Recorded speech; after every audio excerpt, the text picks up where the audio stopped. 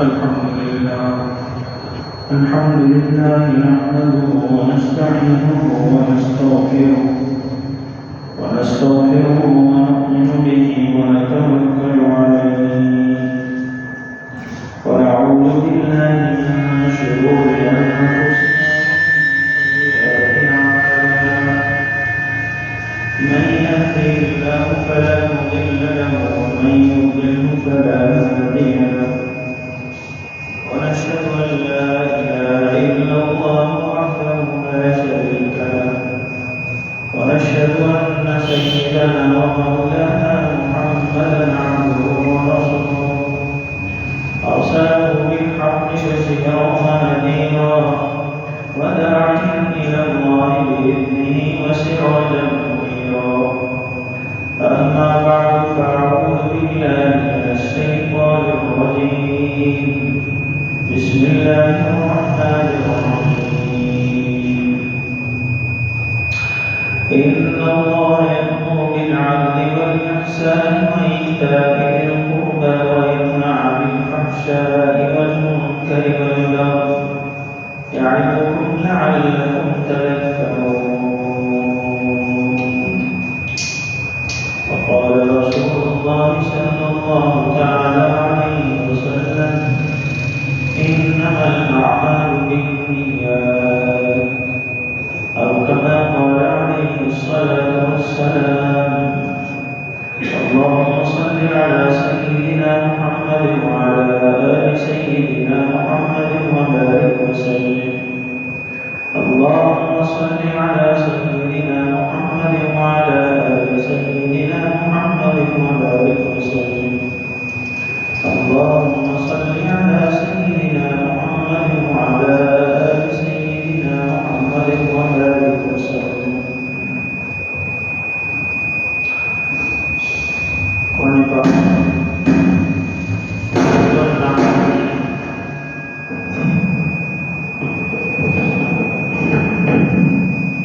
قرآن پاک کی سورہ نحل کی آیت نمبر 90 تلاوت کی گئی ہے۔ قرآن پاک کی یہ سورہ نحل کی آیت ہے 90۔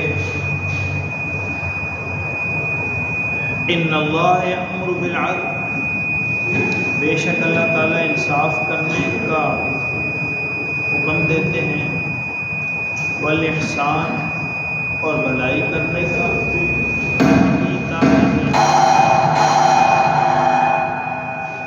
وایتاء ذی القربی اور رشتہ داروں کو دینے کا، وینہا اور روکتے ہیں، عن الفحشاء بے حیائی سے، والمنکر بری بات سے، والبغی اور ظلم سے، یعظکم لعلکم تذکرون، اللہ تعالیٰ تمہیں سمجھاتے ہیں، سمجھانا چاہتے ہیں تاکہ تم سمجھو۔ یہ قرآن پاک کی آیت ہے، اور قرآن پاک کی آیت نمبر سورہ نحل کی آیت نمبر 90 ہے۔ مفسرین نے لکھا ہے کہ یہ قرآن پاک کی یہ آیت دیگر آیتوں کی طرح قرآن پاک کی آیت ہے سورہ نحل کی، اور مفسرین نے لکھا ہے کہ جو قرآن پاک کی جامع ترین آیات ہیں، جامع ترین آیات، ان آیات میں سے یہ ایک ہے، اور اس میں 3 کام کرنے کا حکم دیا گیا ہے اور 3 کاموں سے روکا گیا ہے۔ 3 کام کرنے کا حکم ہے قرآن کریم کی اس آیت میں، اور 3 کاموں سے اللہ تعالیٰ نے روکا ہے۔ اور یہ جو آیت ہے قرآن پاک کی کہ جو پوری دنیا میں جہاں کہیں جمعے کا خطبہ پڑھا جاتا ہے وہاں یہ آیت ضرور پڑھی جاتی ہے، پوری دنیا، عربوں میں ہو، عجم میں ہو، جہاں کہیں خطبہ ہوگا جمعے کا، اس جمعے کے خطبے میں آخری آیت آپ دیکھیں گے خطیب صاحب یہی پڑھے، ہمیں زبانی یاد ہو جاتی ہے سن خطیب جب خطبہ ختم کر رہا ہوتا ہے، نماز کھڑی ہونے کا وقت ہوتا ہے، تو خطیب صاحب کیا کہتے ہیں؟ ان اللہ یامر بالعدل والاحسان وایتاء ذی القربى وینہی عن الفحشاء والمنکر والبغی یعظکم لعلکم تذکرون۔ تو پھر اس کے ساتھ بعد میں خطیب صاحب کہتے ہیں، کیا کہتے ہیں؟ اذکروا اللہ یذکرکم، تم اللہ کو یاد کرو گے تمہیں یاد کرو، وادعوہ یستجب لکم، تم مجھ سے دعا مانگو گے تمہاری دعا قبول۔ وَلَذِكْرُ اللَّهِ تَعَالَى أَعْلَى أَوْلَى أَعَزَّ أَجَلَّ أَتَمَّ اکبر۔ بعض اوقات ہم یہ بھی کہتے ہیں اتم، اہم، اکبر۔ اللہ کا ذکر کتنے الفاظ ہیں؟ وَلَذِكْرُ اللَّهِ تَعَالَى أَعْلَى أَوْلَى أَعَزَّ أَجَلَّ أَتَمَّ، اہم، اکبر۔ اللہ کا نام لینا کائنات کا سب سے بڑے کام ہے، اتنی بڑی ذات ہے۔ یہ جو آیت ہے قرآن پاک کی، خطبہ جمعہ میں خطیب حضرات پڑھتے ہیں، یہ آیت مسئلہ یہ ہے کہ عرب خطیب ہو اور سامعین عرب ہوں تو دونوں کو سمجھ آتی ہے، اور اگر ہم جیسا امام ہو تو چلے امام کو تھوڑی بہت سمجھ آئے گی، تو سننے والوں کو کوئی سمجھ نہیں، ان کو پتہ ہی نہیں ہے کہ یہ کیا کہہ رہے ہیں۔ ہر جمعے میں ایک آیت کیوں تلاوت کی جاتی ہے؟ رسول اللہ صلی اللہ تعالیٰ علیہ وسلم ہر جمعے میں یہ آیت تلاوت فرماتے تھے خطبہ جمعہ، تو کتنی عام آیت ہے۔ دیکھیں ہم جی رہے ہیں، زندگی گزار رہے ہیں، تو ہمارے لیے سانس ضروری ہے، پینا ضروری ہے، اور کھانا ضروری ہے۔ تین بہت بنیادی ضرورت ہے۔ ہم بار بار سانس لیتے ہیں، بار بار کھاتے ہیں، بار بار پیتے ہیں، کیونکہ اس کے بغیر زندگی کا نظام نہیں ہے۔ یہ آیت ایسی ہے کہ ہر خطبے میں، عید کے خطبے میں بھی پڑھی جاتی ہے۔ ہم تو عید کا جو خطبہ پڑھتے ہیں اس میں بھی یہ آیت ہے، بعض خطیب نہیں پڑھتے، بعض پڑھ لیتے ہیں۔ عید کے خطبے میں بھی یہ آیت، جمعے کے خطبے میں بھی یہ آیت۔ خطبہ پڑھے گا اگر امام تو اس میں یہ آیت ضرور ہوگا، چاہے عرب ہو چاہے عجم ہو، کسی ملک میں بھی ہوگا، خطبہ جمعہ ہوگا تو اس میں یہ آیت پڑھی جائے گی۔ تو اس ذہن اللہ تعالیٰ نے اس طرف ڈالا کہ یہ اتنی عام آیت ہے تو اس پر بات تو ہو۔ ہر جمعے ہم کیوں یہ آیت پڑھتے ہیں؟ مفسرین نے لکھا ہے اس میں اللہ تعالیٰ نے 3 کام کرنے کا حکم دیا، 3 کاموں سے منع کیا۔ 3 کام کرو، 3 سے رک جاؤ۔ جمعے میں اس لیے پڑھی جاتی ہے کہ ہر سننے والے کان میں یہ بات آ جائے کہ زندگی بھر، ہفتہ بھر، اگلے جمعے تک 3 کام کرنے ہیں، 3 نہیں کرنے۔ ہر جمعے پڑھایا جاتا ہے سبق، سنایا سکھایا جاتا ہے کہ یہ آیت آپ نے پڑھنی پڑھنی، اور جب پڑھ لی پڑھنے والے نے تو سننے والے پر ضروری ہے کہ وہ اس کو سمجھے، دیکھے، سنے، اس پر عمل کرے۔ قرآن پاک کہہ رہا ہے 3 کام کرنے پورے ہفتے میں، 3 نہیں کرنے۔ عید کے موقع پر کہا جاتا ہے 3 کام کرنے، 3 نہیں کرنے۔ عام ترین آیت۔ اقسم بن سیفی رضی اللہ تعالی، ایک صحابی اپنی قوم کے سردار ہیں۔ رسول اللہ صلی اللہ تعالیٰ علیہ وسلم کو ان کو معلوم ہوا کہ حضور مکہ مکرمہ میں دعوی نبوت کا اظہار فرما چکے ہیں، تو کسی سے سنا تو تشریف لے گئے دیکھنے کے لیے کہ دیکھوں کون ہے۔ سردار تھے کہ کون ہیں، کنہوں نے دعوی نبوت کیا ہے، کیا کہتے ہیں۔ چونکہ نشانیاں پورا ہونے کا وقت آ چکا ہے اور دنیا آخری نبی کے ظہور کی منتظر ہے، تو ان کے ذہن میں جب یہ بات پڑی کہ نبوت کے داعی نے نبوت کا دعویٰ کیا ہے تو تشریف لائے۔ اچھا، عربوں میں 2 بڑے قبیلے ہیں، پوری عرب دنیا کمیونٹی عرب نسل میں 2 بڑے قبیلے ہیں، مضر اور قحطان۔ دو بڑے قبیلے، پھر یہ سارے قبیلے ان کی نیچے شامل۔ اس میں بھی جو مضر ہے وہ پہلے نمبر پر، وہ زیادہ اونچے سمجھے جاتے ہیں، نسل کے اعتبار سے زیادہ خالص اور زیادہ بہتر عرب مضر سمجھے جاتے ہیں، اور قحطانی ان کے بعد ہے۔ تو یہ اقسم بن سیفی یہ مضر قبیلے سے، یعنی اس شاخ سے ہیں عربوں کی جو اونچی شاخ سمجھی جاتی ہے، دو بڑی شاخوں میں اونچی شاخ۔ تشریف لائے اللہ کے رسول علیہ الصلوۃ والسلام کی خدمت میں، حضور پاک علیہ الصلوۃ والسلام سے دو سوال کیے، آپ کون ہیں؟ من انت، آپ کون ہیں؟ ما انت، وہ کیا ہے؟ آپ کون ہیں؟ حضور کی خدمت میں تشریف لائے اور فرمانے لگے آپ کون ہیں اور آپ کیا ہیں؟ اللہ کے رسول علیہ الصلوۃ والسلام نے بھی سوال کے بقدر، جیسا سوال جامع اور مختصر، ایسے ہی مختصر سوال کا جامع اور مختصر جواب ہے۔ ویسے بھی آپ رسول اللہ صلی اللہ تعالیٰ علیہ وسلم کے جتنے اقوال ہیں، جتنی دعائیں ہیں، جتنے فرمودات ہیں، جتنے ارشادات ہیں، آپ دیکھیں ان میں بہت لمبائی اور چوڑائی نہیں ملے گی۔ آپ کوزے میں سمندر بند کیا ہے اللہ کے رسول علیہ الصلوۃ والسلام نے اپنے اقوال مبارکہ سے۔ ہمارے یہاں تو کیا نام ہوتا ہے بالکل چھوٹا سا، اور ہم مذہبی طبقے میں یہ زیادہ ہے کہ اس نام کے ساتھ بعض اوقات اتنے آگے اور پیچھے ہم لقب لگا لیتے ہیں جو اس بیچارے کو بھی پتہ نہیں ہوتے کہ یہ میرے اندر ہے یا نہیں۔ یہ اجمیوں میں ہے، عربوں میں نہیں ہے۔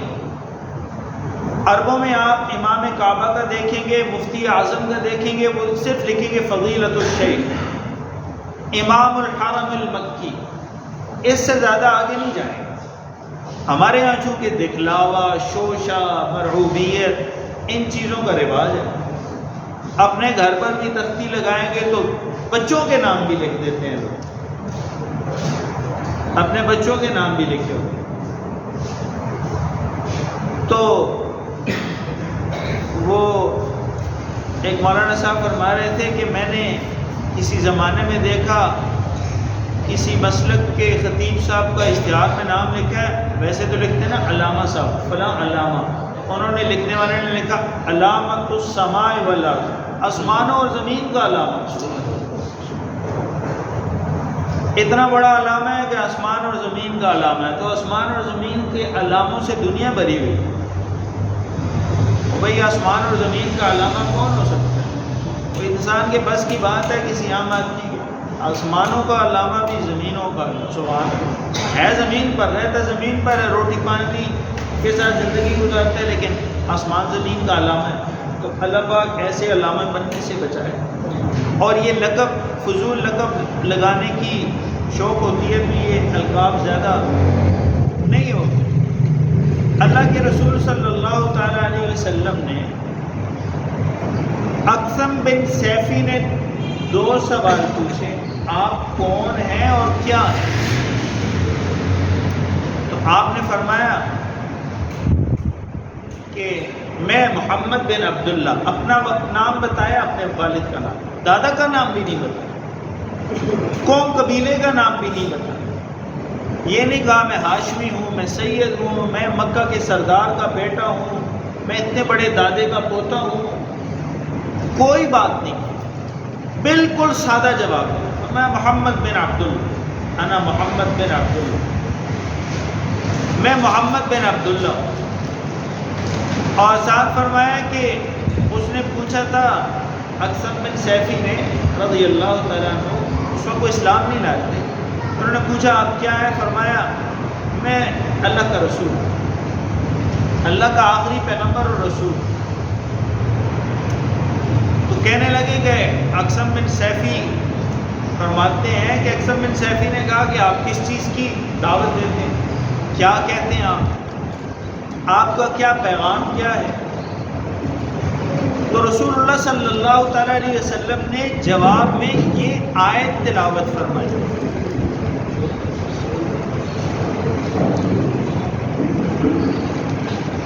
رسول اللہ صلی اللہ علیہ وسلم نے جس کی قیمت ساری مل گئی ہے، پتہ نہیں آپ کو آواز آ رہی ہے؟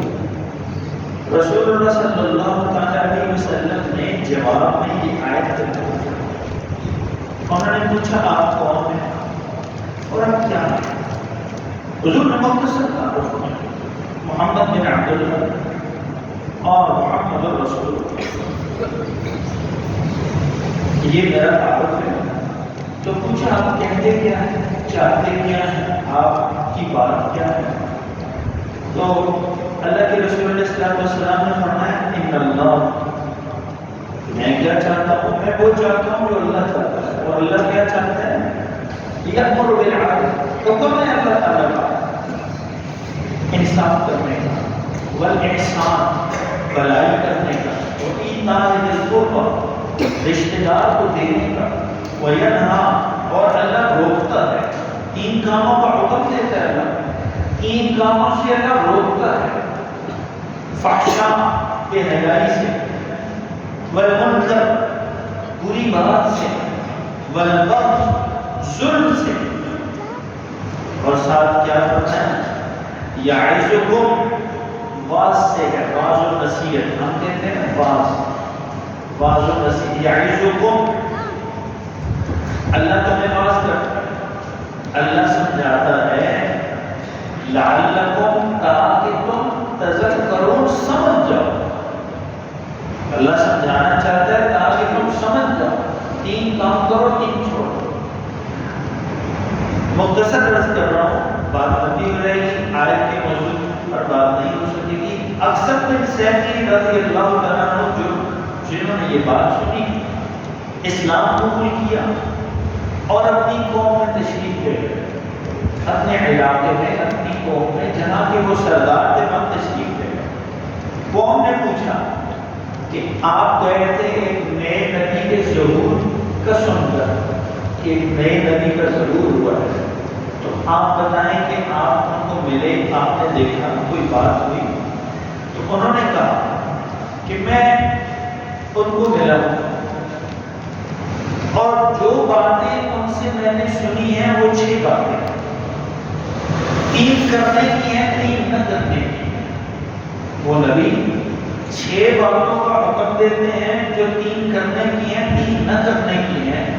اکثر بن سیفی فرمانے لگے رضی اللہ تعالیٰ عنہ کہ وہ 6 باتیں ایسی ہیں کہ ساری کائنات کی سب باتوں کا خلاصہ ان 6 باتوں میں،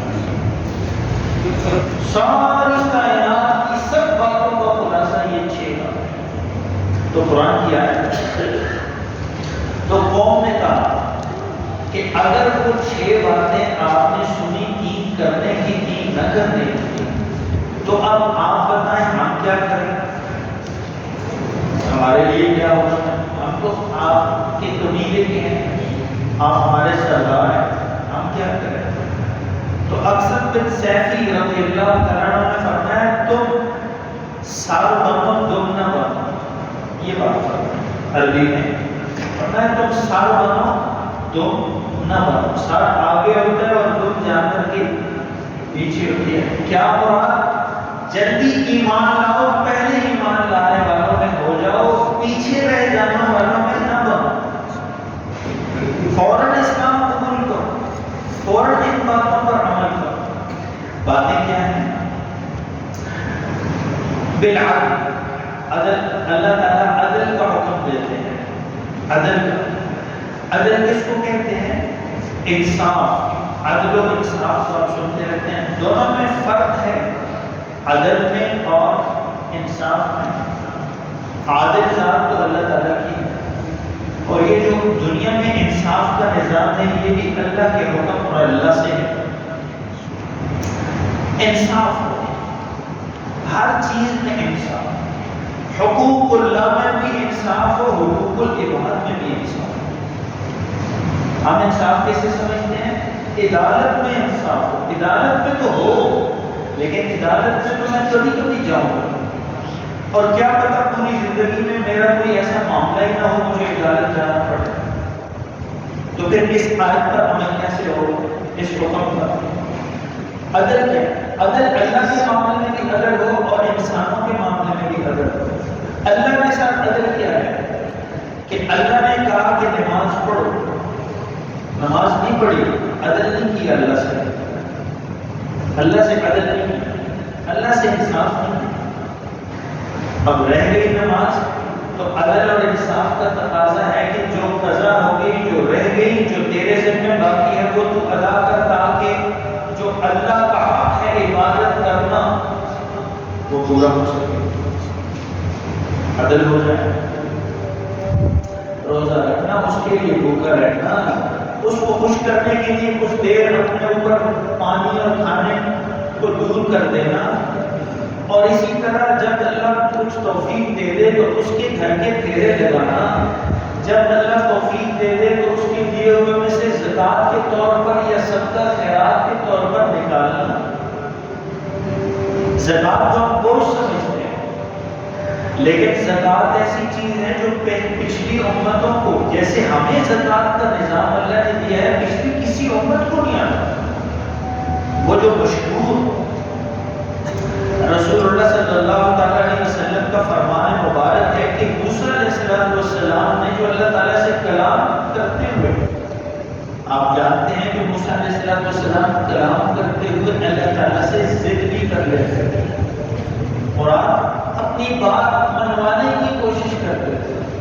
تو جب یہ دعا کی کہ مجھے پہلے یہ کہا کہ مجھے آخری امت عطا فرما، تو جب اللہ تعالیٰ نے بتایا کہ آخری امت تو میں نے اپنے پیغمبر کے لیے رکھی، حبیب مصطفیٰ صلی اللہ علیہ وسلم کے، تو پھر ضد فرمانے لگے۔ حضور فرماتے ہیں کہ میرے بھائی موسیٰ پھر اللہ تعالیٰ سے بات کرتے ہوئے یہ فرمانے لگے کہ آخری امت نہیں دیتے تو مجھے اس امت میں شامل فرما۔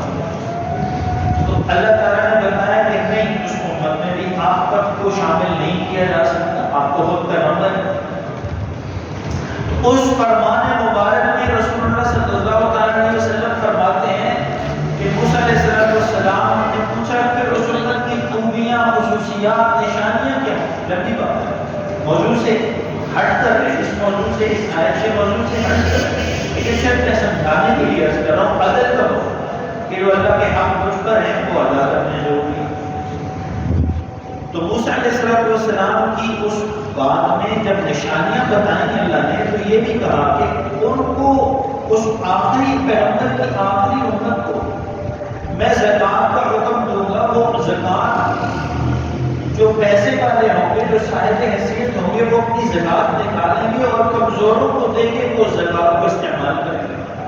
تو موسیٰ علیہ السلام حیران ہوئے، چونکہ موسیٰ علیہ السلام اور پچھلی شریعتوں میں یہ ہوتا تھا کہ زکوٰۃ کے مال کو اکٹھا کر لیا جاتا تھا اور کسی اونچی ٹیکری چوٹی پہاڑی پر رکھ دیا جاتا اور آسمان سے آگ آتی اور اس کو ضائع کر دیتے۔ موسیٰ علیہ السلام حیران ہے کہ ہمارے ہاں تو زکوٰۃ کو پہاڑ پر رکھ کر آسمانی برف کا انتظار کیا جاتا ہے تاکہ وہ قبول ہو تو جل جائے، تو یہ کیسی امت ہے؟ کچھ لوگ زکوٰۃ دیں گے اور دوسرے لوگ اس زکوٰۃ کو استعمال کریں گے۔ یہ اللہ تعالیٰ کا کام ہے۔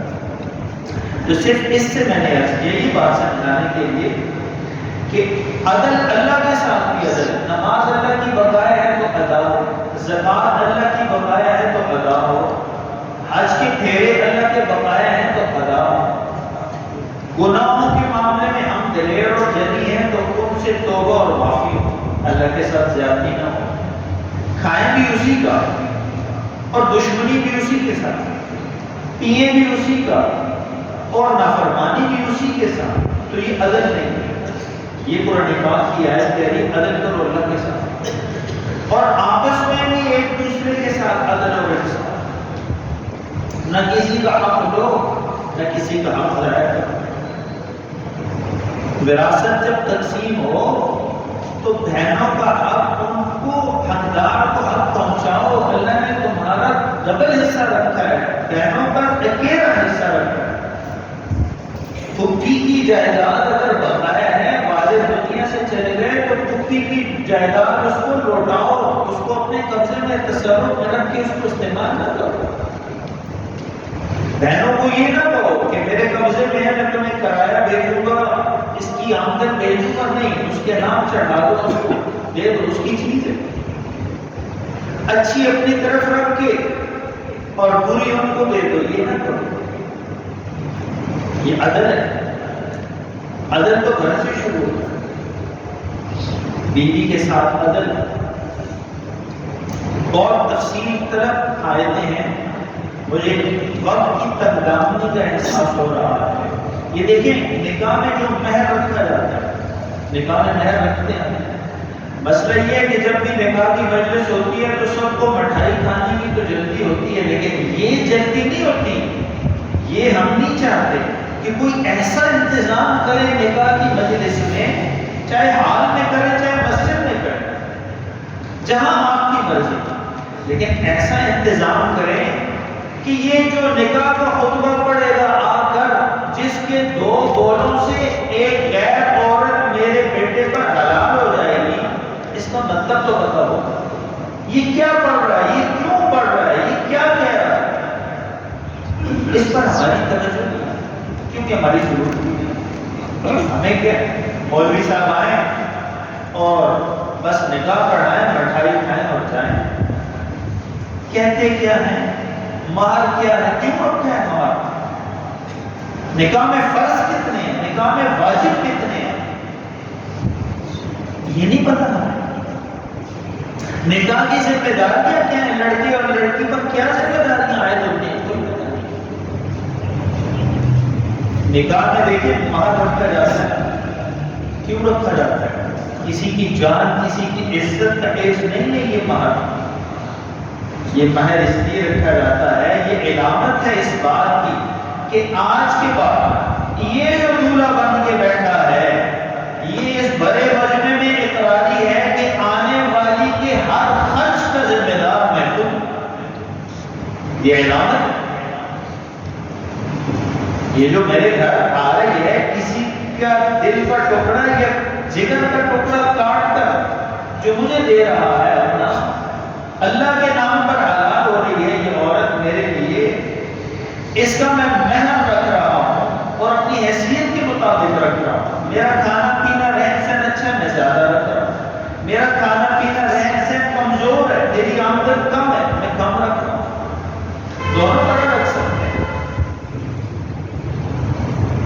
اور مہر رکھ رہا ہے اور مہر رکھتے ہوئے اس کو پتہ نہیں ہے، یہ ذہن میں یہ سمجھ رہا ہے شاید یہ جرمانہ ہے، کبھی سمجھتا ہے شاید یہ افزانہ ہے اس عورت کا۔ کسی کی بیٹی کا 2 لاکھ 5 لاکھ 10 لاکھ نہیں، پوری دنیا ہے ایک طرف، افزانہ نہیں ہو سکتا۔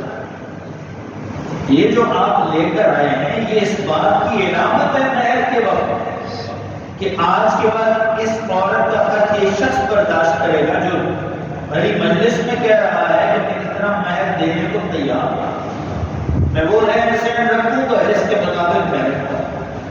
اور شریعت نے سبحان اللہ، وہ کدھر ہے عورتوں کے حقوق والی انٹیاں، اور انٹیوں بیچاروں کو کوئی بتانے والا نہیں ہے، وہ بھی مسلمان بہنیں مائیں ہماری مائیں بہنیں، مسلمان مائیں بہنیں، بتانے والا کوئی نہیں، ورنہ ان کو کوئی بتائے کہ شریعت نے تو تمہاری اتنی حفاظت کی ہے، اتنا حق رکھا ہے، یہاں تک لکھا ہے اگر بیوی کہے کہ دودھ بھی میں نہیں پلا سکتی، اس کے لیے بھی بندوبست کرو، تو شوہر پابند ہے اس اپنے بچے کے دودھ پلانے کے لیے پیسے دے کر بندوبست کرے، عورت پر کوئی بات نہیں۔ عرض کرنے کا مقصد کیا ہے، بات یہ عرض کر رہا ہوں، حقوق اللہ میں بھی عدل، حقوق العباد میں بھی عدل۔ گھر کی زندگی سے بیوی کے ساتھ ظلم و زیادتی، گالم گلوچ، جو بازار سے گالی سنتے ہیں وہی ہم گھر میں دیتے ہیں، وہ بچے بھی سن رہے ہیں، بیٹی بھی سن رہی ہے اور بیٹا بھی سن رہا ہے۔ اب یہ بیٹا یا بیٹی جب کبھی سڑک پر بڑے ہو کر نکلیں گے اور ان کو ٹریفک پولیس کا سپاہی روک کر ان سے چالان یا شناختی کارڈ لینے لگے گا، اور یہ پھر بڑی گاڑی کے نشے میں غصے میں جب آئیں گے تو یہ بے شک پڑھی لکھی بیٹی ہے، بڑے عہدے پر ہے، کسی بڑے شخص کی بیوی ہے، یا یہ بیٹا بہت پڑھا لکھا ہے لیکن یہ زبان سے وہ گالیاں سڑک پر دینا شروع کر دے گا جو کوئی بازار میں بھی نہیں ہے۔ کہاں سے سیکھی ہیں؟ گھر سے۔ باپ دیتا تھا تو اس نے بھی سیکھی۔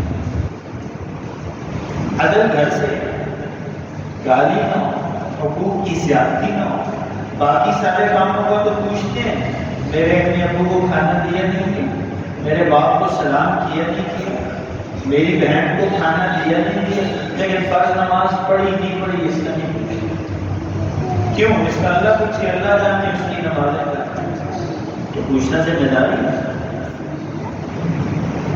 اللہ فرما رہے ہیں ہمارا حکم ہے ان اللہ، بے شک اللہ تعالیٰ یامر، تمہیں حکم دیتا ہے بالعدل، عدل کا۔ اللہ کے ساتھ بھی عدل کرو، اس کے کسی حق میں زیادتی نہ کرو، اور مخلوق کے ساتھ بھی عدل کرو، مخلوق میں بھی کسی کے ساتھ زیادتی نہ کرو، نہ ماں باپ کے ساتھ کرو، نہ بہن بھائیوں کے ساتھ کرو، نہ گھر والی کے ساتھ کرو، نہ اولاد کے ساتھ کرو، نہ عزیز رشتے دار کے ساتھ کرو، وہ احسان، اور جو کام بھی کرو بھلائی کے ساتھ کرو۔ احسان کس کو کہتے ہیں؟ وہ حضرت جبرائیل امین کی جو حدیث جبرائیل ہے مشہور، حضرت جبرائیل امین تشریف لائے آسمانوں سے انسانی روپ میں، سفید کپڑے، صحابہ فرماتے ہیں کالے بال، سفید کپڑے، خوبصورت چہرہ، اللہ کے حبیب کی مجلس میں تشریف لائے حضرت جبرائیل انسانی شکل اور صورت میں، اور رسول اللہ صلی اللہ علیہ وسلم کے ساتھ اپنے حضور کے گھٹنوں کے ساتھ اپنے گھٹنے جوڑ کر بیٹھ گئے اور سوال کرنے لگے۔ لمبی حدیث، حدیث جبرائیل لمبی حدیث ہے، ایک جمعے میں بھی پوری نہیں ہو سکتی، چلے کبھی زندگی رہی تو اس پر کی بات ہوگی۔ اس میں اب یہ میں نے عرض کیا سفید کپڑے اور کالے بال، تو اس کا محدثین مفسرین نے فرمایا کالے بال نشانی ہے اس بات کی کہ علم حاصل کرو تو جب بال کالے ہو، جوانی ہو تب حاصل، بڑھاپے میں یاد ہی نہیں رہے۔ اور سفید کپڑے اچھے لباس کے ساتھ، پاکیزگی کے ساتھ، عمدہ لباس اور صاف ستھرے ہو کر اپنے استاد کی خدمت میں بیٹھے، اور دوزانو ہو کر، معلوم ہوا استاد کے آگے جب بھی بیٹھو تو دوزانو ہو کے بیٹھو، اس سے علم حاصل کرنا ہے، اللہ تعالیٰ علم ٹرانسفر کرے گا، منتقل ہو، دین کا ہو یا دنیا کا ہو، ہمارے یہاں دین اور دنیا کی کوئی تفریق نہیں، مسلمان کی دنیا بھی اس کا دین ہے، بل احسان، اور اللہ کہتا ہے ہر کام بھلائی سے کرو، اچھے طریقے سے کرو۔ صوفیہ نے مختصر عرض کر رہا ہوں، صوفیہ نے لکھا ہے، ہاں حدیث جبرائیل کی بات میں نے کی، اس میں حدیث جبرائیل میں حضرت جبرائیل علیہ السلام نے رسول اللہ صلی اللہ علیہ وسلم سے شاگرد بن کر پوچھا مل احسان، اے اللہ کے رسول احسان کیا چیز ہے، ہر کام کو بھلائی سے کرنا یہ کیا چیز ہے؟ اللہ کے رسول علیہ السلام نے کیا فرمایا؟ ساری باتوں کا خلاصہ، ساری تصوف کا خلاصہ، ساری نیت کی درستگی کا خلاصہ، فرمایا کہ ہر کام کو ایسے کرو کہ اللہ دیکھ رہا ہے، اور اگر یہ خیال نہیں آتا تو پہلے تو یہ ہے، یعنی دو چیزیں ذہن میں رکھ کر کرو، ایک خیال آئے تو اچھا ہے، دوسرا آئے تو اچھا ہے، یا یہ سوچ لو کہ اللہ دیکھ رہا ہے، یا یہ سوچ لو میں اللہ کو دیکھ رہا ہوں۔ کوئی بھی کام کرو، صرف نماز نہیں، نماز پڑھو ایسے جیسے تم اللہ کو دیکھ رہے ہو یا اللہ تمہیں دیکھ رہا ہے۔ اس کے علاوہ میں سرکاری ٹھیکیدار ہوں، مجھے سڑک بنانے کا ٹھیکہ دیا حکومت نے، میری اس میں جائز مزدوری ہے، میرا رزق لگا ہوا ہے، میرے بچوں کی روٹی روزی ہے، سڑک بناؤ لیکن کیسے؟ یا اللہ مجھے دیکھ رہا ہے سڑک بناتے وقت، یا میں اللہ کو دیکھ رہا ہوں۔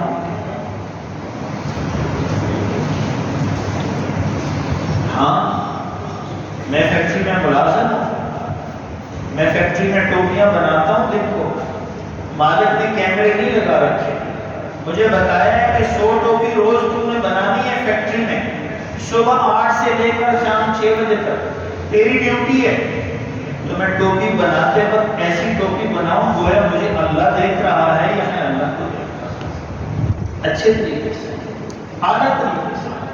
دین اور دنیا کا کوئی بھی کام ہو وہ بھلائی سے کرنا احسان کا ہے۔ مہمان کو کھانا دینا ہے تو احسان کے ساتھ اچھے طریقے سے، پانی رکھ کے، سلاد لگا کے، دسترخوان بچھا کے، میسر اچھے برتن میں ہاتھ دھلوا کے، کوئی بھی کام ہو۔ میں درزیوں میں کپڑے سی رہا ہوں لوگوں کے، تو جس کے بھی سیوں، یہ نہیں ہے ڈی سی صاحب کے کپڑے آئے تو اچھے سے، اور عام کسی کے آئے تو اس کو کون اسپیڈ سے سیو۔ میں ہوٹل میں گوشت بناتا ہوں اور میرے ہاتھ میں بڑا ذائقہ ہے، مجھے ڈی سی صاحب، کمشنر صاحب، ڈی پی او صاحب کا فون آیا کہ میرے مہمان ہیں، گوشت بنا کر گھر دے دو، تو میں اچھا گوشت کاٹوں، مسالے، ذائقہ، نمک، سب چیز برابر۔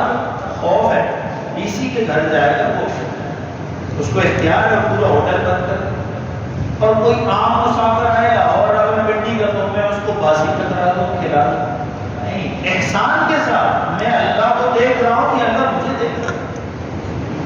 کوئی بھی کام آپ کام بتائیں، ہر کام پر یہ کلی آپ فٹ کر رہے ہیں۔ اللہ فرما رہے ہیں ہر کام کو، دین اور دنیا کے ہر کام کو احسان کے ساتھ کرو، اچھے طریقے سے کرو، بھلائی کے ساتھ کرو۔ اور ایتاء ذی القربیٰ، مختصر عرض کر رہا ہوں، اور رشتہ داروں کو اللہ دینے کا حکم دیتا ہے۔ یہاں یہ نہیں فرمایا زکوٰۃ دینے کا، کھانا دینے کا، کپڑے دینے کا، صدقہ خیرات دینے کا، نہیں، فرمایا جو تیرا دل کرے، جو تجھے توفیق ہے، جو تو دے سکتا ہے رشتہ دار کو دیا کر۔ ہاں، اس لیے کہ انسان کو زندگی میں جب پرواز کے پر لگتے ہیں، دنیا کی زندگی میں جب اس کے نصیب بنتے ہیں، جب اللہ تعالیٰ اس کی دنیا اور آخرت دونوں بہتر کرنے کا فیصلہ کرتے ہیں، تو اس کو اس کے رشتہ دار کے لیے اچھا کرتے ہیں، رشتہ دار کے ساتھ اچھا کرتے ہیں۔ یہ نہیں دیکھتا کہ اس نے کیا کیا، یہ دیکھتا ہے میں کیا کر رہا ہوں۔ یہ نہیں دیکھتا کہ اس کے گھر سے میں بھوکا اور پیاسا آیا ہوں، یہ نہیں، یہ دیکھتا ہے یہ میرے گھر آیا ہے، میں کیا کر رہا ہوں۔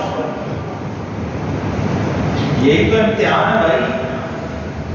یہ نہیں دیکھتا میں حج عمرے سے آیا ہوں تو یہ دے کر آیا تھا، میں اچھی چیز کیوں لے کر جاؤں، ادلا بدلا۔ ان چیزوں میں نہیں پڑتا، چھوٹی چھوٹی چیزوں میں اپنی زندگی کو خوار نہیں کرتا، اپنے ذہن کو خراب نہیں کرتا، اپنی پریشانیوں میں خود بہت اضافہ نہیں کرتا۔ سارا دن لوگوں کے گلے، سارا دن مخلوق کے شکوے، وہ شکوے کر کر کے ہماری زبانی شکایتوں کی عادی ہو جاتی ہے۔ اللہ تعالیٰ میری اور آپ کی حفاظت کرے۔ اللہ فرما رہے ہیں ایتاء ذی القربیٰ، رشتہ دار کو دیتا ہے، جو توفیق اللہ دیتا ہے اس کو دیتا ہے۔ اور رشتہ داری شروع کہاں سے ہوتی ہے؟ رشتہ داری شروع ہوتی ہے باپ اور ماں سے۔ ایک ذریعہ ہے لانے کا، دوسرا ذریعہ ہے رکھنے کا۔ ایک کچھ ایسا رکھتی ہے اپنے بدن میں، ایک اپنے بدن کا حصہ دے کر اس کو دنیا میں لانے کا ذریعہ بنتا ہے۔ ایتاء ذی القربیٰ، دینا شروع کرو تو ماں باپ سے دینا شروع کرو۔ یہ مت کہو ہم 6 بھائی ہیں، صرف ماں باپ میرے ہی تو نہیں ہے نا، اس کے لیے ہے نا، یہ کیوں نہیں کرتا، اس کو چھوڑ دو اپنا، تو جو کر سکتا ہے کر، جو باپ کے ساتھ نیکی کر سکتا ہے کر، جو ماں کے ساتھ خیر کر سکتا ہے کر، کسی اور کو نہ دے۔ انہی قدموں سے، انہی جھریوں والے چہروں سے، انہی پھٹی ایڑیوں سے، انہی بوڑھے ہاتھوں سے، انہی ڈگمگاتی باہوں سے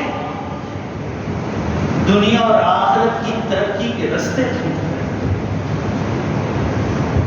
دنیا میں کامیابی کا ذریعہ شارٹ کٹ کوئی نہیں ہے، لیکن ہمارے علماء بزرگ بڑے فرماتے ہیں ایک شارٹ کٹ ہے، اللہ جس کو سمجھا دے دے دے۔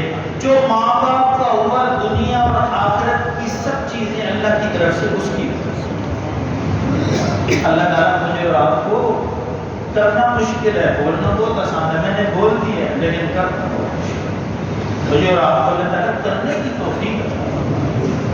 ایتاء ذی القربیٰ، یہ نہ دیکھو کہ مجھے اللہ نے پیسہ دیا ہے، مال دیا ہے، 6 بھائی اور ہیں، باپ ان کو بھی کہے نا یہ بھی باپ کا خرچہ کریں، ماں ان کو بھی کہے نا ماں پر یہ بھی خرچہ کریں، میں کیوں ماں کو اسپتال لے کر جاؤں دوا دارو کے لیے کہ میرا بھائی ہے یہ مجھ سے زیادہ کماتا ہے، یہ نہیں لے کے جا سکتا. یہ خیال آتے ہیں، شیطان خیال ڈالتا ہے. کبھی گھر سے انسان کچی پکی سن لیتا ہے. نہیں، ماں باپ کے ساتھ جو کر سکتے ہو کرو، اللہ تعالیٰ دنیا میں نقد عطا کرتا ہے. دو چیزیں ہمارے علماء فرماتے ہیں جن سے ہم نے پڑھا، جن سے ہم نے سیکھا، جن سے یہ باتیں سیکھی، ماں باپ سے بھی سیکھی ہیں، باپ سے سیکھی ہیں، لیکن جن اساتذہ سے ہم پڑھے، ہمارے اساتذہ جی فرماتے تھے دو باتوں کا صلہ بدلہ دنیا میں ضرور انسان کو موت سے پہلے اللہ کا وعدہ ہے اس کو دے کر اس کو ماریں گے. ایک ماں باپ کی بے ادبی، گستاخی، بدتمیزی کا، اور ایک ظلم کا. یہ دو انجام ضرور پائے گا. جو ظالم ہوگا بدلہ چکا کر جائے گا قبر میں، پہلے نہیں کہہ سکتے. اور جو ماں باپ کا برا چاہے گا اس کے ساتھ برا ہوگا تب قبر میں. اللہ تعالیٰ میری اور آپ کی حفاظت فرمائے. اس وقت تک خطرے میں ہیں ہم جب تک ماں باپ زندہ نہیں ہیں اور ہم بھی زندہ ہیں. اللہ تعالیٰ معروف ہونے سے محفوظ فرمائے. فرمایا ایتاء ذی القربیٰ، رشتہ دار ہے تو باپ پہلا رشتہ دار ہے، ماں پہلی رشتہ دار ہے، سگی بہن پہلی رشتہ دار ہے، بھائی پہلا رشتہ دار ہے، پھر چچے، ماموں، خالائیں، پھوپھیاں، یہ سارے رشتے اللہ تعالیٰ نے دنیا میں بنائے ہیں. تو رشتے چلانے کے لیے بنائے ہیں، رشتے رکھنے کے لیے بنائے، رشتے توڑنے کے لیے نہیں بنائے، رشتے جوڑنے کے لیے بنائے. ایتاء ذی القربیٰ، جو خیر کر سکتے ہو اپنے رشتہ دار کے ساتھ کرو. ہماری ساری دشمنی رشتہ داروں کے ساتھ، ہماری ساری دشمنی کی ابتدا رشتہ داری سے. ہمیں سب سے زیادہ دنیا میں برے رشتہ دار لگتے ہیں. اللہ تعالیٰ ہماری سوچ کو تبدیل فرمائے، ہمیں بھی تبدیل فرمائے، رشتہ داروں کو بھی تبدیل فرمائے. ہمارے دلوں میں بھی اللہ تعالیٰ ڈر بھی پیدا فرمائے، رشتہ داروں کے دلوں میں بھی ڈر بھی پیدا فرمائے. اللہ کا حکم ہے نا، معاشرے میں آج کل رشتہ داری جوڑنا مشکل ہے، لیکن دعا کرنا تو مشکل نہیں ہے. تو اللہ تعالیٰ سے دعا کرنی چاہیے، یا اللہ میں جوڑنا چاہتا ہوں تو مجھے جوڑنے کی توفیق عطا. اللہ میں اچھا رشتہ دار بننا چاہتا ہوں، مجھے اچھا رشتہ دار بننے کی توفیق عطا. فرمایا 3 کام کرو، عدل کرو اللہ اور اس کی مخلوق کے ساتھ. اللہ کے حق میں بھی انصاف کا معاملہ کرو، اللہ کی مخلوق کے ساتھ بھی احسان کرو. دنیا میں کوئی بھی کام کرو تو اچھے طریقے سے کیا کرو، چاہے نماز اچھے طریقے سے پڑھو یا دودھ کی دکان پر دودھ بیچو اچھے طریقے سے بیچو. ایتاء ذی القربیٰ، اور گھر سے شروع کرو پھر رشتہ داری میں پھیل جاؤ. اللہ نے جو توفیق دی ہے دیتے جاؤ، اللہ اور دے گا. اور 3 کاموں سے رک جاؤ، ینہا، اور اللہ روکتے ہیں، عن الفحشاء، بے حیائی سے. بے حیائی ہم سمجھتے ہیں، بے حیائی کو سب سمجھتے ہیں. بے حیائی بری بات کو، گندی بات کو، گندے کاموں کو، گندے نظاموں کو، موبائل میں گندے وہ جو تصویریں ہیں، جو بھی چیزیں ہیں، اللہ تعالیٰ نسل کو بھی محفوظ کرنا ہے، ہم سب کی بھی حفاظت کرنا ہے. فرمایا ینہا عن الفحشاء، بے حیائی سے اللہ تعالیٰ منع کرتے ہیں. بے حیائی جس قوم میں آ جاتی ہے، نئی نئی بیماریاں آتی ہیں. پچھلی بیماری پر قابو پانے کے دعوے کیے، آگے سے اللہ نے ایک نئی بیماری ڈال دی اور اس کے علاج ڈھونڈتے پھرو. جب اس میں کچھ مر جائیں گے پھر کہیں گے اس بیماری کا علاج آیا تو 3 اور سر پر کھڑی ہو جائیں گی. اور بے حیائی ہوگی تو معاشرے میں فقر ہوگا، غربت ہوگی، غریبی ہوگی، عزت دار لوگوں کے گھر بک جائیں گے، ان کی عزتیں نیلام ہو جائیں گی بے حیائی کی. قرآن کا حکم ہے، فرمایا عن الفحشاء، بے حیائی سے رک جاؤ. والمنکر، بری بات سے. منکر کس کو کہتے ہیں؟ وہ آسان بات ہے، آسان کر کے عرض کرتا ہوں، کوشش کرتا ہوں آسان کر کے عرض کروں. منکر مفسرین نے فرمایا ہر اس چیز کو منکر کہتے ہیں جو آج تک کے سب مذاہب، سب کتابیں آسمانی اور سب پیغمبروں کے نزدیک بری تھی. یہ منکر ہے. جھوٹ بولنا پچھلے پیغمبروں کی شریعتوں میں بھی برا، اس شریعت میں بھی. بد اخلاقی کرنا، گالی گلوچ کرنا، قتل قتال کرنا، جوا کھیلنا، سود کرنا، ظلم اور زیادتی کرنا، یہ ساری باتیں پچھلے انبیاء کی شریعتوں میں بھی بری ہیں. اس نبی کی، نبی آخر الزمان صلی اللہ علیہ وسلم کی شریعت میں بھی بری ہے. منکر ہر وہ چیز جو سب سمجھتے ہیں بری ہے. کوئی بازار میں کپڑے اتار کر کھڑا ہو جائے تو یہ اچھا سمجھتے ہیں، سب برا سمجھتے ہیں۔ تو ہر وہ چیز منکر ہے جو سب انبیاء نے جس سے روکا ہے وہ پوری۔ عیسائیت میں بھی شراب حلال نہیں ہے، یہودیت میں بھی زنا حلال نہیں ہے، خود مت میں بھی جھوٹ اور فراڈ کا کوئی کھانا نہیں ہے، کسی بھی مذہب میں کوئی ایسی بات نہیں ہے۔ فرمایا والمنکر، پوری بات سے بھی رکو، والبغی، اور اللہ فرماتے ہیں ظلم سے بھی اللہ تعالیٰ تمہیں روکتے ہیں، ظلم نہ کرو، ظلم نہ کرو، ظلم سے بھی رک جاؤ۔ ظلم کیا ہے؟ ظلم کس کو کہتے ہیں؟ تفصیل سے عرض کروں تو وقت زیادہ ہو جائے گا، ہمارا وقت پورا ہو گیا ہے۔ ایک بات عرض کرتا ہوں، امید ہے آپ کو سمجھ آ جائے گی۔ سیلاب آیا ہوا نا ملک کے کتنے بڑے علاقے پر، لاکھوں ایکڑ فصلیں ڈوب گئی پانی میں، شہر ڈوب گئے، لوگ ڈوب گئے، سب کچھ ہوا۔ ظلم کس کو کہتے ہیں؟ ان سیلاب والے لوگوں میں بھی اب ڈکیت اور چور داخل ہو گئے، نہیں ہو گئے ڈکیتی اور چوری کے لیے، یہ ظلم ہے، ظلم ہے۔ مدد نہیں کر سکتے تو ڈکیتی کے لیے آ گئے، دے نہیں سکتے تو چھیننے کے لیے آ گئے، کھلا نہیں سکتے تو اس کو ضائع کرنے کے لیے آ گئے، پلا نہیں سکتے تو جو پلا رہے ہیں ان کا پلایا ہوا ان کا دیا ہوا لینے کے لیے آ گئے۔ ظلم ہے اللہ تعالیٰ کی طرف سے، اور ظلم پر اللہ کی، آپ ہمارے مفسرین نے اور علماء نے لکھا ہے، قرآن کریم پورے کے پورے 30 پارے بتاتے ہیں اللہ نے کسی قوم کو بھی کسی اور گناہ کی وجہ سے ہلاکت کا فیصلہ نہیں کیا، سزا جزا ہوئی، ہلاکت کا فیصلہ صرف ظلم کی وجہ سے۔ اللہ تعالیٰ میرے اور آپ کی ظلم سے حفاظت کرے۔ ہر قسم کا ظلم اللہ کے ہاں ظلم ہے، اور سب سے بڑا ظلم کون سا ہے؟ یہ بھی سنتے جائیں، یہ بھی سنتے جائیں اور عقیدہ اپنا ٹھیک کر لیں۔ فرمایا ان الشرک لظلم عظیم، شرک کائنات کا سب سے بڑا ظلم ہے۔ جو مشرک ہے یہ سارے ظالموں میں بڑا ظالم ہے، یہ اتنا دلیر ہے کہ اس کو اور کوئی نہیں ملا، اس کو اللہ مل گیا ہے، اس نے اللہ کے ساتھ ظلم شروع کر دیا۔ اللہ تعالیٰ میری اور آپ کی حفاظت فرمائیں، اور قرآن کریم کی ان باتوں سے جو 3 کہی اللہ نے، 3 کرنے کا حکم دیا، 3 سے رکنے کا اللہ تعالیٰ